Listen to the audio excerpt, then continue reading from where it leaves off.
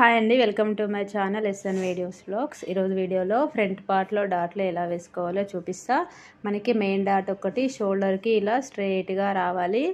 ఎలా పట్టుకోవాలో చూపిస్తే ఇలా చూడండి. మనం ఇలా షోల్డర్కి ఇలాగ సమానంగా రెండు షోల్డర్స్ సమానంగా ఫోల్డింగ్ చేసుకోవాలి.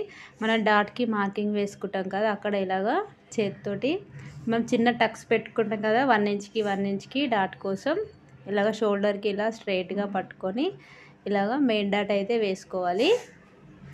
కొంచెం అర్థం కావాలని వీడియో కొంచెం స్లోగా ఉంచాను, ఒకసారి చూడండి.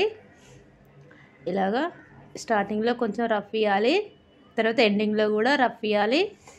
ఇలా డాట్ వెడల్పు కనీసం 1 ఇంచ్ అన్నా ఉండాలి. ఇంకొక డాట్ కూడా సేమ్ ఇలా వేసుకోవాలి. మనం మార్కింగ్ చేస్తాం కదా, సేమ్ అదే విధంగా స్టిచ్చింగ్ కూడా అలానే చేసుకోవాలి. రెండు ఈక్వల్గా సమానంగా ఉండాలి. ఫ్రంట్ పార్ట్లో మెయిన్ డాట్స్ అనేది ఇలా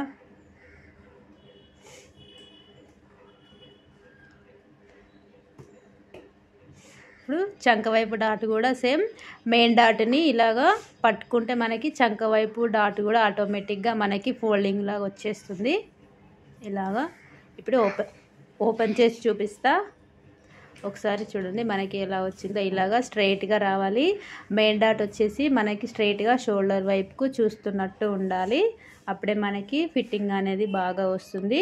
వీడియో నచ్చితే లైక్ చేయండి ఫ్రెండ్స్. మా ఛానల్ని ఫస్ట్ టైం చూస్తే సబ్స్క్రైబ్ చేసుకోండి. ఇక్కడ మీరు చూస్తున్నారు కదా, రెండు ఈక్వల్గా ఎలా వచ్చాయో.